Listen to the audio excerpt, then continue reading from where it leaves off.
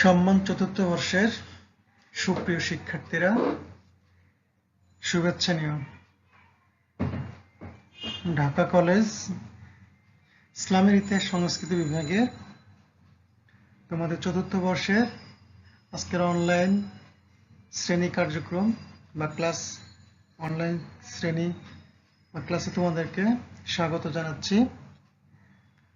আজ আমরা বরাবরের মতো তোমাদের 24-16-09 কোর্স কোডের যেটা শিরোনাম ভারতের মুসলিম প্রশাসন ব্যবস্থার ইতিহাস, সুলতানি ও মোগল আমল,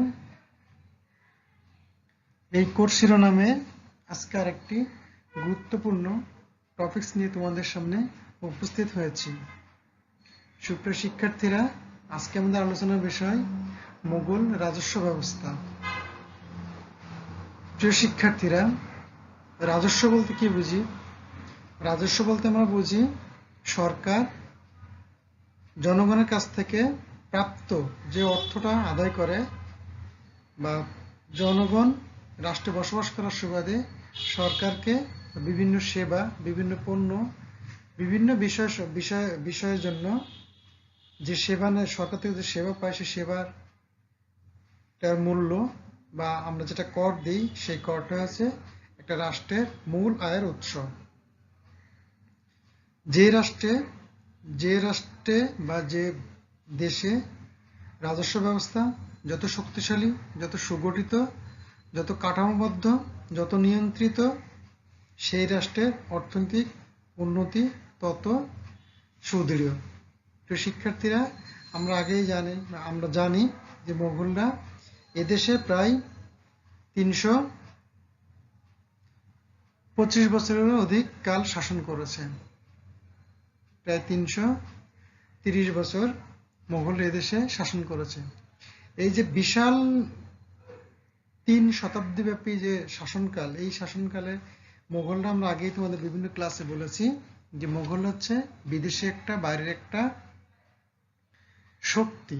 সেই শক্তি কোন ক্ষমতা বলে এই একটা ভিন্ন দেশে এসে বিভিন্ন জনগোষ্ঠী, বিভিন্ন জাতি বসবাস করে ভারতের অঞ্চলে। আমরা জানি হিন্দু, মুসলিম, খ্রিস্টান, এছাড়াও ভারতের শিখ, ভারতের বিভিন্ন ধর্মীয় লোকজন এখানে বাস করে। সেই সমস্ত জনসংখ্যা একই একটা ছাতার নিচে নিয়ে এসে কিভাবে বা কোন জাদু বলে এতদিন শাসন করেছিল, তার অন্যতম একটা কথা ছিল তাদের এই রাজস্ব ব্যবস্থা।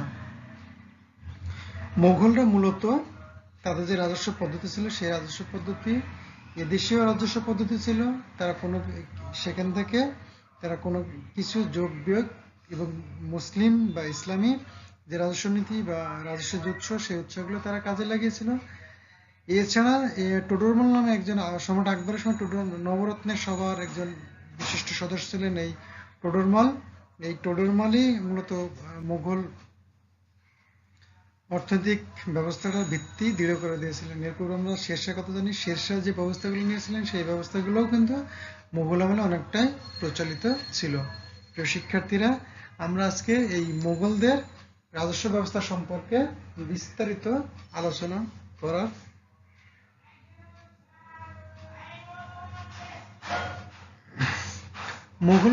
আমরা সবকিছুতে জানি যে সম্রাট বাবর মুঘল সাম্রাজ্যের প্রতিষ্ঠাতা হলেও তিনি বেশি দিন শাসন করতে পারেননি। এরপরে হুমায়ুন ছিলেন। হুমায়ুনও তার বিভিন্ন সমস্যার কারণে সে বেশি দিন শাসন করতে পারেন নাই।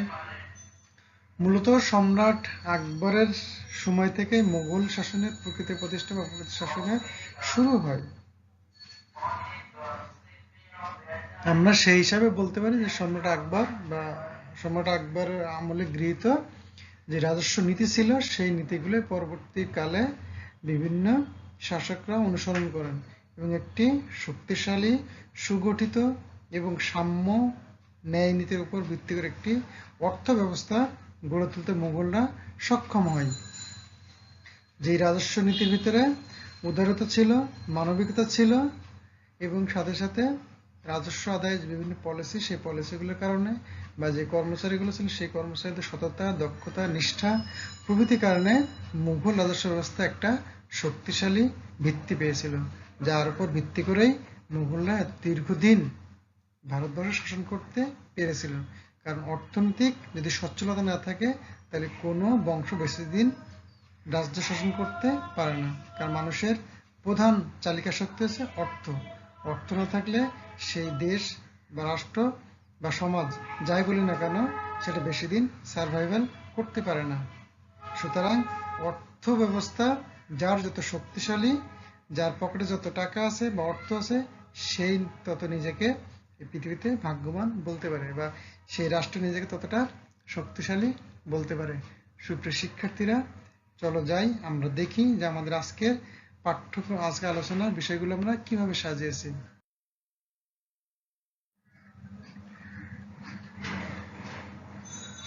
এক নজরে আমরা মুঘল রাজস্ব ব্যবস্থাটা দেখে নিব। তোমরা দেখো এখানে এক নজরে মুঘল রাজস্ব ব্যবস্থাটা আমি বলেছি।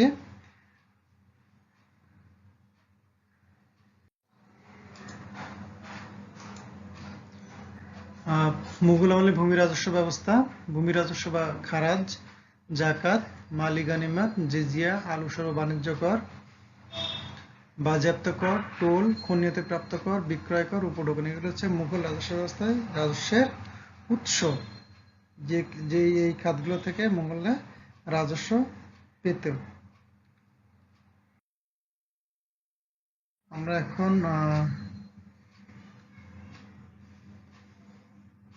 আমরা একটু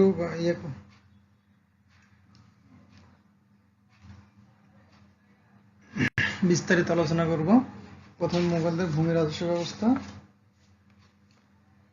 মুঘলদের এই ভূমি রাজস্ব ব্যবস্থা বা খারাজ, আমরা জানি যে ইসলামের জমি হতে উৎপন্ন যে ফসল, সেই ফসলের খারাজটাকেই যে কর প্রদান করা সেটাই খারাজ বলা হয়। সম্রাট বাবর ও হুমায়ুন সুলতানি আমলের পোষণ কাঠামোর উপর রাজস্ব ব্যবস্থা গড়ে তুলেছিলেন। আমরা আগে বলেছি যে সম্রাট হুমায়ুন এবং সম্রাট বাবর এবং সম্রাট হুমায়ুন সময় স্বল্পতার কারণে তারা উদ্ভাবনে কোনো কিছু করে যেতে পারেননি। এটা আমি আগেই তোমাদের বলেছি যে বাবর অল্পকাল শাসন করেছিল আর হুমায়ুন তো তার শাসনকালটা দৌড়ের উপরে ছিল। সে কখনো এদেশে কখনো এদেশে, এবং সে একটু খামখেয়ালি মতো ছিল, এই জন্য সে বেশ করে সফলতা দেখাতে পারে নাই। আমরা জানি এটা সুলতানি আমলে ভূমির পরিমাপ বা প্রকৃত উৎপাদনের উপর ভিত্তি করে ভূমি রাজস্ব ধার্য হতো না বলে এতে নানা রকম দুর্নীতি ও বিশৃঙ্খলা দেখা দেয়। সেই কারণে শেরশাহ দিল্লির বাদশাহী যখন দিল্লির সিংহাসন দখল করে, তিনি ভূমি রাজস্ব সংস্কার করেন। আমরা আগেই বলেছি যে শেরশাহ মধ্যযুগের ভারতীয় ইতিহাসে একজন খ্যাতিমান রাষ্ট্রনায়ক। যদিও তার শাসনকাল 5 বছর, কিন্তু 5 বছরেই তিনি যে কৃতিত্ব রেখে গেছেন সেই কৃতিত্ব আজ ইতিহাসের পাতায় তাকে স্মরণীয় করে রাখছে। এই তার অন্যতম একটা হচ্ছে তার ভূমি এবং ভূমি রাজস্ব সংস্কার। এই একটা বিষয় শেরশাহকে মধ্যযুগের ভারতের ইতিহাসে একজন অন্যতম রাষ্ট্রনায়ক হিসেবে মর্যাদা দিয়েছে। এই জন্য বলা হচ্ছে যে সম্রাট বাবর এবং সম্রাট হুমায়ুনের পর যখন দিল্লির মাসনদ বা দিল্লির সিংহাসন যখন শেরশাহ দখল, তখন তিনি প্রথমে ভূমি এবং ভূমি রাজস্ব সম্পর্কে ব্যাপক রাজস্ব সংস্কার করেন। তার বিখ্যাত কবুলিয়ত ও পাট্টা প্রবর্তন করে ভূমিতে রাজা ও প্রজা উভয়ের অধিকার ও সত্ত্ব নির্ধারণ করেন এবং ভূমি জরিপ করে উৎপন্ন দ্রব্যের 1/3 ভূমি রাজস্ব হিসেবে ধার্য করেন। আমরা জানি যে কবুলিয়ত ও পাট্টা শেরশাহের একটা মাস্টার মাইন্ড বা তার মাথা থেকে বের হওয়া একটা দুর্দান্ত একটা পলিসি ছিল বা একটা নীতি ছিল বা একটা এটা কি শেরশাহের একটা ভূমি রাজস্বের একটা অন্যতম সংস্কার ছিল এই কবুলিয়ত পাট্টা সম্পর্কে আমরা পরে আলোচনা করব। তো জমির উপরে প্রজার অধিকার থাকবে, রাজার অধিকার থাকবে, অর্থাৎ একটা ভূমিতে এখানে প্রজা যেমন অধিকার নিতে পারবে, তেমনি রাজা সেটা তার রাজার অধিকারও থাকবে, সত্ত্ব দুজনেরই থাকবে। এবং এভাবে করে তিনি ভূমিতে যে উৎপন্ন ফসল হতো সেই ফসলের 1/3, অর্থাৎ যদি ভূমিতে যদি 30 মণ ধান হতো তাহলে 10 মণ সরকারকে রাজস্ব দিতে হতো আর 20 মণ কৃষকের থাকতো। প্রজাগণ ফসল বা সমমূল্যে নগদ অর্থে রাজস্ব প্রদান করতে পারত, অর্থাৎ এখানে ফসল দিলেও দিতে পারতো, বা ওই ফসলের যে মূল্যমান বাজার দর, সেই বাজার দর অনুসারে ফসল বিক্রি করে সেই সমপরিমাণ নগদ টাকাও দিতে পারত। শেরশাহের উত্তরাধিকারীদের আমলে এই প্রথা বিশৃঙ্খলাপূর্ণ হয়ে ওঠে। সম্রাট আকবর যখন সিংহাসন আরোহণ করেন তখন ভূমি খালসা ভূমি 3 রকম ছিল: খালসা, জাগির ও শৌরগল, এই 3 প্রকারে বিভক্ত ছিল। অর্থাৎ সম্রাট আকবর যখন ছিল তখন ভূমি 3 প্রকারে বিভক্ত ছিল। রাজস্ব ধার্য করার ব্যাপারে তিনি বিশৃঙ্খলা রক্ষা করা মুজাফফর খান তুর্কবর্তীকে ভূমি রাজস্ব সংস্কারের নির্দেশ দেন। তিনি রাজা টোডরমলের সহায়তায় নতুনভাবে কর ধার্য করেন। তার স্থানীয় কানুনজ্ঞ হিসাব নিরীক্ষা করার জন্য রাজধানীতে 10 জন বিশেষ কানুনজ্ঞ নিয়োগ করেন এবং তাদের প্রদত্ত ভূমি উৎপাদনের হিসাবের ভিত্তিতে সংস্কারমূলকভাবে কর ধার্য করেন।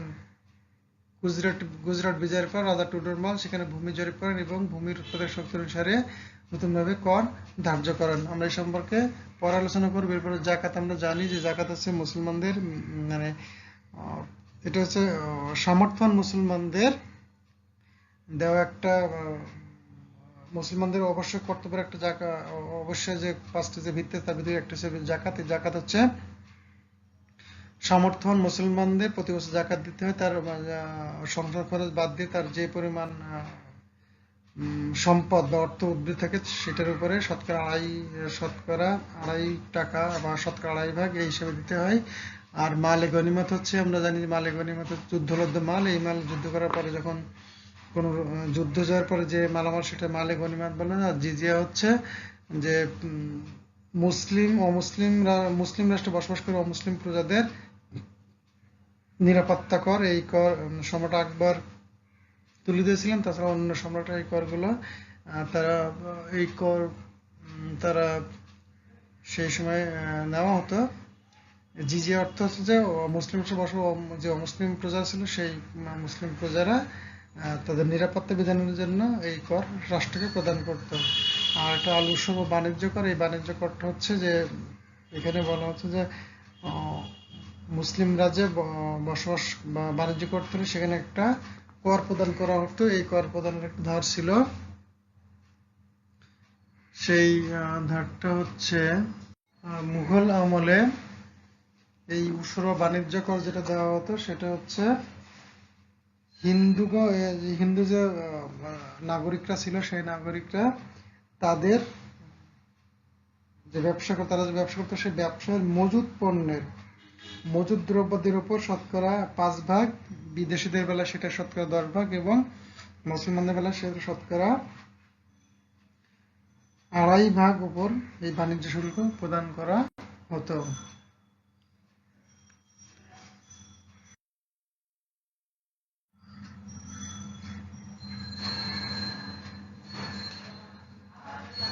আচ্ছা, এরপর আমরা দেখব বাজেয়াপ্ত কর। এটাকে কি কর বলা হচ্ছে? উত্তরাধিকারী বিহীন অবস্থায় কেউ মারা গেলে তার সম্পত্তি রাষ্ট্র সম্পত্তি বলে গণ্য হতো, তবে রাষ্ট্র মৃত ব্যক্তির পরিবারের ভরণ পোষণের ব্যবস্থা করত। তো এখানে সহজে বোঝা যাচ্ছে যে আসলে এই বাজেয়াপ্ত করটা কি, যখন কোনো ব্যক্তি তার কোনো উত্তরাধিকারী ছাড়াই সে মারা যায় তখন তাকে বলা হচ্ছে এই তার যে সম্পত্তি ছিল সেই সম্পত্তির রাষ্ট্র দখল করে নিতে হবে। এটাকে কি বলা যায়, রাষ্ট্রীয়, আমাদের দেশে বর্তমানে এরকম অনেক জমি যেগুলো অর্পিত সম্পত্তি বলা হয় একটা জিনিস, অর্পিত সম্পত্তি বা লাখেরাজ সম্পত্তি বলা হতো একটা সময়। তো যাই হোক, এটা হচ্ছে বাজেয়াপ্ত কর নেওয়া হতো। আরেকটা হচ্ছে টোল। মুঘল আমলে ফেরি, রাস্তাঘাট, সেতু প্রভৃতি থেকে টোল আদায় করা হতো। এছাড়া সম্রাট শাহজাহানের সময় হিন্দু সম্প্রদায়ের উপর গঙ্গা স্নানের জন্য 6.41 টাকা হারে টোল ধার্য করে রাষ্ট্রীয় কোষাগারে জমা করতে অবশ্য পরবর্তী প্রথা বিলুপ্ত হয়ে যায়।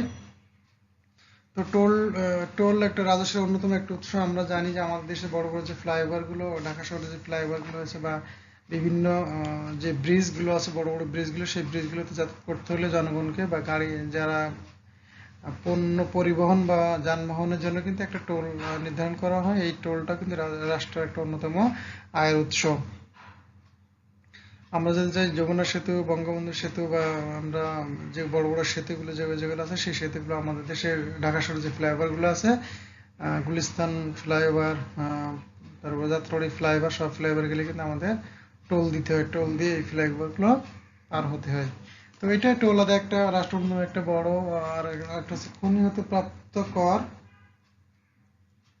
এখন সাম্রাজ্যের যে কোনো স্থান হতে যে কোনো খনিজ সম্পদ পাওয়া গেলে তার একটি নির্ধারিত অংশ রাজকোষে জমা দিতে হতো।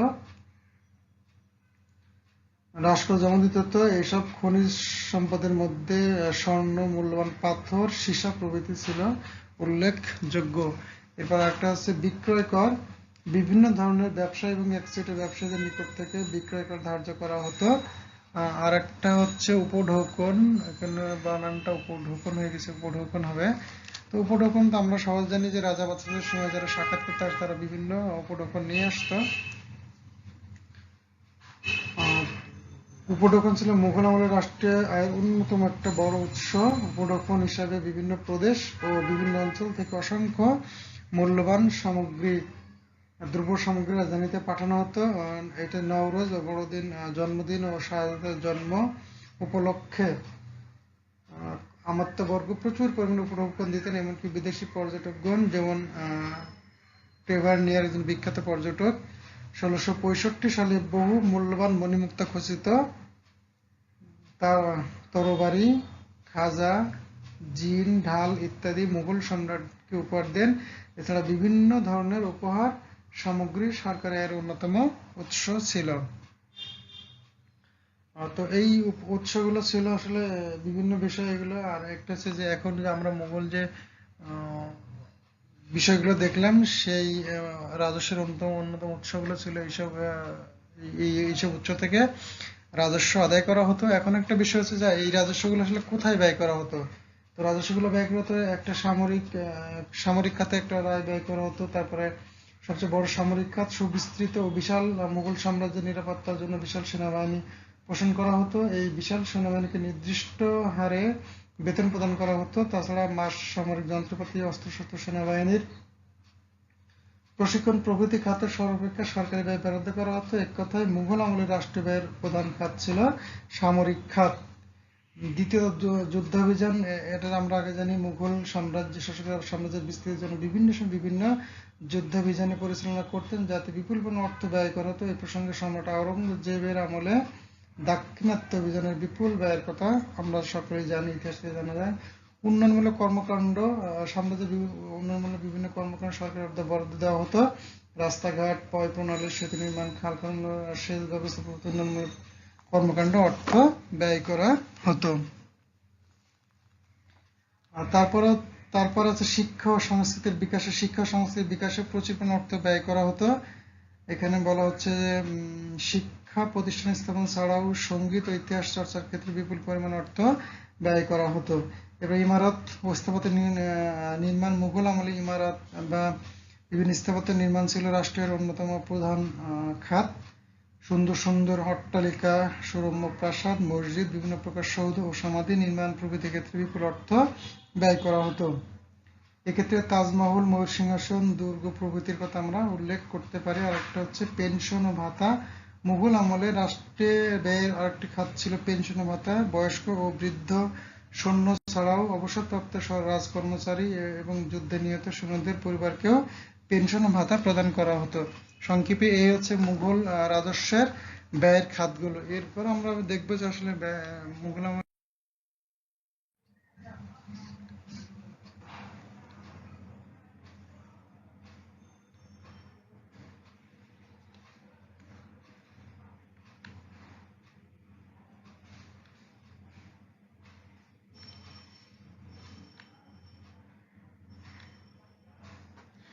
এখন মুঘল রাজস্ব আদায় পদ্ধতিটা কি ছিল, যে রাজস্ব আদায় পদ্ধতিটা আমরা এখানে জানি। রাজস্ব আদায় প্রাদেশিক প্রশাসন ও রাজস্ব আদায়ের সুবিধার জন্য সমগ্র সাম্রাজ্যকে কয়েকটি সুবা বা প্রদেশে বিভক্ত করা হতো। এটা তোমরা জানো, এটা তোমরা আগের ক্লাসেও পড়েছো বা অ্যাডমিনিস্ট্রেশন পড়তে গেলে এটা পড়ানো হয়। সমগ্র মুঘল সাম্রাজ্যকে কয়েকটি সুবা বা প্রদেশে বিভক্ত করা, যে বাংলা একটা সুবা বাংলা ছিল, নাম সুবে বাংলা। এরকম একটা বাংলা ছিল। প্রদেশগুলোকে আবার সরকার বা বিভাগ বা আমরা সরকার বা বিভাগ এইভাবে ভাগ করা হতো। আর এই সরকার বা বিভাগকে আবার প্রশাসনিক সুবিধার্থে পরগনা বা জেলায় বিভক্ত করা হতো। তো জেলা বা পরগনা বা জেলা, এবং এই জেলা পরগনা মৌজা বা গ্রামের সমন্বয় ছিল এই পরগনা বা জেলাগুলো গঠিত হতো। সরকার কতগুলি পরগনা বা জেলার বিভক্তি ছিল। প্রত্যেকটি পরগনা কতগুলি মৌজা বা গ্রামের সমন্বয়ে গঠিত ছিল। এই হচ্ছে রাজস্ব আদায়ের বিভিন্ন ইউনিট। তো আমরা বর্তমানে যেটা আমরা জানি যে আমাদের মূল একটা থাকে রাজধানীতে, যেটা মূল অফিস, তারপর বিভাগীয় শহর, এরপরে হচ্ছে জেলা বিভাগীয় অফিস, তারপরে হচ্ছে জেলা অফিস, উপজেলা অফিস, এবং সর্বশেষ আমরা জানি যে গ্রাম পর্যায়ে বা ইউনিয়ন অফিস। এই হচ্ছে এই যে হায়ারার্কি বা এই যে কাঠামো, এই কাঠামোটাই মুঘল আমল থেকে আমাদের দেশে এখনো বর্তমান চলে আসছে। তো রাজস্ব আদায় পদ্ধতিটাও এরকমই ছিল। বর্তমানে যে আমাদের যে ইউনিয়ন পরিষদের যে ভূমি রাজস্ব বা ভূমি খাজনা আদায় করে, এই খাজনা আদায়টা কিন্তু মুঘল আমল থেকে চলে আসছে। মৌজা বা গ্রাম, মৌজা কয়েকটা মৌজা মিলে একটা ইউনিয়ন হয়। সেই ইউনিয়নের যে সচিব থাকে, সেই সচিব আবার এই খাজনা কালেকশন করে সরকারি কোষাগারে জমা দেয়।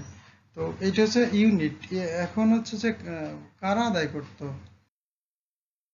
খাজনাটা, আদায় করতে সেসব কর্মচারীদের সম্পর্কে আমরা কি জানি? আমরা রাজস্ব আদায় নিয়োজিত কর্মচারীদের সম্পর্কে একটু জেনে নেই। এই পরগনা প্রধান বা একক ইউনিটের প্রধান, পরগনা প্রধান বা এই একক ইউনিট প্রধানকে বলা হতো আমল গুজার।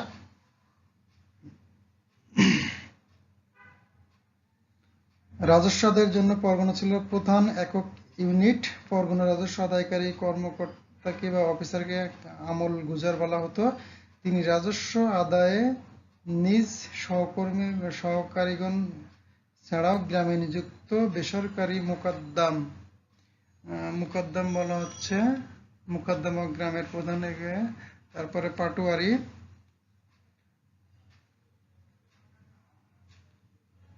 পাটোয়ারি উপাধিধারী প্রধানদের সাহায্য নিতেন। রাজস্ব আদায় সংক্রান্ত ব্যাপারে অন্যান্য যে সকল সাহায্যকারী কর্মচারী নিযুক্ত ছিল তারা হচ্ছে আমিন,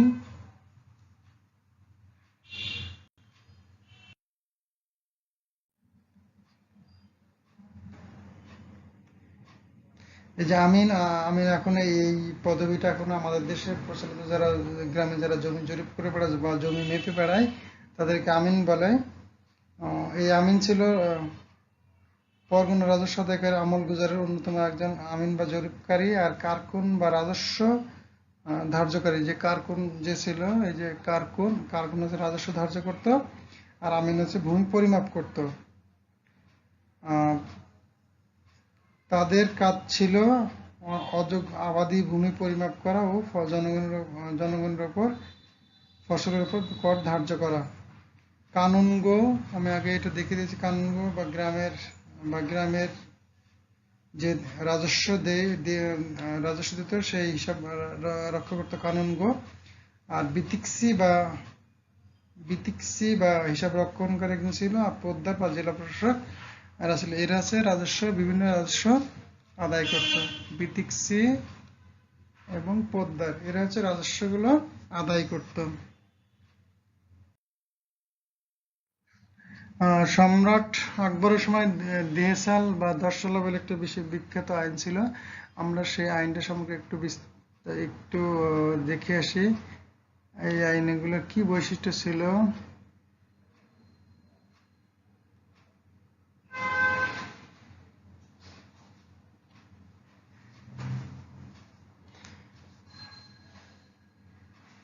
আচ্ছা, তো যেটা বলছিলাম যে 1575-76 খ্রিস্টাব্দে সম্রাট আকবর পুরাতন রাজস্ব প্রথা সম্পূর্ণরূপে বাতিল করে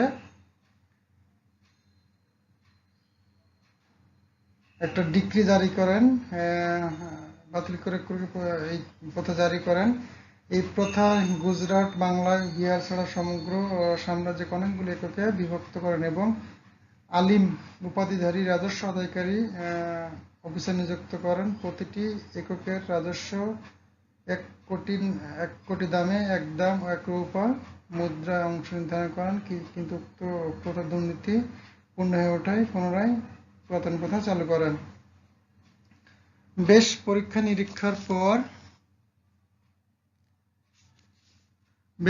নিরীক্ষার পর সম্রাট আকবর 1582 খ্রিস্টাব্দে রাজা টুডরমলকে দিওয়ানি আশরাফ নিযুক্ত করেন। টুডরমল সতর্কতার সাথে আবাদি জমি জরিপ করান এবং 1570-71 থেকে 1579-80 10 বছরের প্রদত্ত রাজস্বের গত হিসাব ধরে বাৎসরিক দেয় ভূমি রাজস্ব স্থির করেন। এই বন্দোবস্তকে টুডরমল বন্দোবস্ত বলা হয়। এই বন্দোবস্তের ফলে 1583-80 খ্রিস্টাব্দে বিখ্যাত 10 সাল আইন বা আইনে দেহসাল কার্যকরী হয়।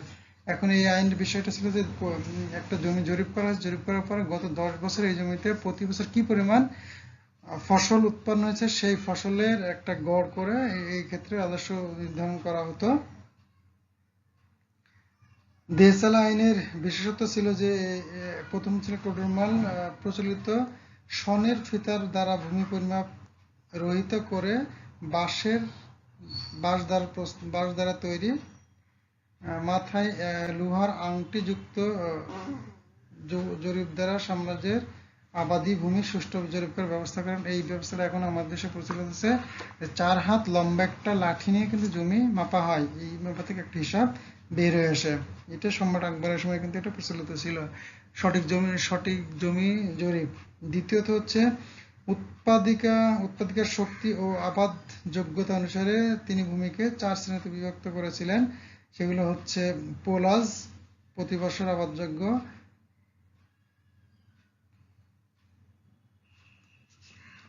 আরেকটা ছিল হচ্ছে পারাউতি, যে জমিতে মাঝে মাঝে পতিত ফেলতে হয়। চাষার, যেসব জমি 3 বা 4 বছর পর আবাদ হয়। এবং বনজন, যে জমি 5 বছর বা তার বেশি বনাবাদি থাকে। এই হচ্ছে জমির শ্রেণী বিভাগ। আর 10 বছরের গড় রাজস্বের উপর ভিত্তি করে বিঘাপতি বাৎসরিক উৎপাদনের হার বের করা হয় এবং উৎপাদনের 3 ভাগের 1 ভাগ রাজস্ব ধার্য করা হয়। এটা আমি আগে তোমাদেরকে বলেছি। এখন আরেকটা ছিল নগদ অর্থে রাজস্ব প্রদানের সুবিধার জন্য সম্রাট আকবর মূল্যমানের ভিত্তিতে সমগ্র সাম্রাজ্যকে কতগুলি দস্তরে বিভক্ত করেন এবং 10 বছরের ফসলের মূল্যের ভিত্তিতে গড় নির্ণয় করে বাজার মূল্য স্থির করা হয়। কিন্তু সরকারিভাবে বিভিন্ন দস্তুর ও পরগনার বাৎসরিক বাজার দর রেকর্ড করা হতো এবং সেই রেকর্ডের ভিত্তিতে পুনরায় নগদ রাজস্বের পরিমাণ ধার্য করা হতো। এই প্রথা প্রথমে খালসা ভূমিতে প্রবর্তন করা হয়, কিন্তু পরেও জায়গের ভূমিতে প্রবর্তন করা হয়। আর 4টা ছিল যে নগদ অর্থে রাজস্ব প্রদান। 3টা ছিল কবুলিতা পাট্টা। পাঠান সম্রাট শের শাহের আমরা কথা আগে বলেছি। পাঠান শের শাহের ন্যায় সম্রাট আকবর রায়তওয়ারি প্রথা প্রবর্তন করেন। এই প্রথায় নির্দিষ্ট রাজস্ব ধার্যে নির্দিষ্ট ভূমির উপর প্রজাস্বত্ব স্বীকার করে সরকার কর্তৃক কৃষককে পাট্টা দেওয়া হতো এবং নির্দিষ্ট শর্তে রাজস্ব প্রদানের জমি চাষ করতে পারবে এই কবুলিয়াত প্রজার নিকট হতে আদায় করা হতো। এই হচ্ছে দেহসাল বা দশাল আইনের বৈশিষ্ট্য। এই আইনগুলো আসলে মুঘল সম্রাটদের অনেক উপকার করেছিল। এরপর হচ্ছে সম্রাট আকবরের পরেই তার রায়তওয়ারির প্রথার অবনতি ঘটে। বিশেষভাবে শাহজাহানের আমলেতে রায়তওয়ারির প্রথার পাশাপাশি পুনরায় ইজারাদারি প্রথার প্রচলন হয়। বিশেষভাবে আওরঙ্গজেবের শাসনামলে রায়তওয়ারির প্রথা দ্রুত অপসারিত হয় এবং ইজারাদারি প্রথা সর্বক্ষেত্রে পুনরায় প্রচলিত হয়।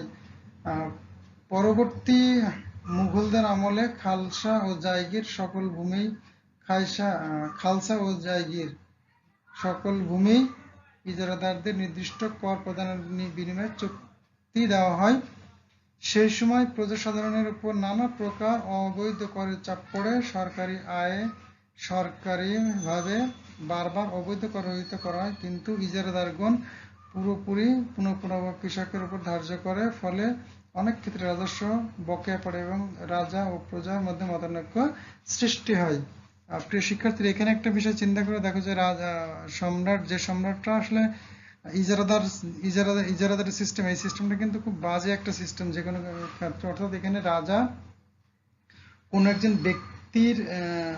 ব্যক্তির কাছে একটা নির্দিষ্ট অঞ্চলের ভূমি ইজারা দিত এবং সেই ইজারাদার ওই ভূমিতে বসবাস করবে, ওই ভূমি চাষকারী যে কৃষক থাকে তাদের উপরে তাদের ইচ্ছা মতো কর ধার্য করতে। এটা রাষ্ট্রের জন্য একটা বড়, রাষ্ট্র এবং প্রজা সাধারণের জন্য বড় একটা ভুল বোঝাবুঝির সৃষ্টি করেছিল।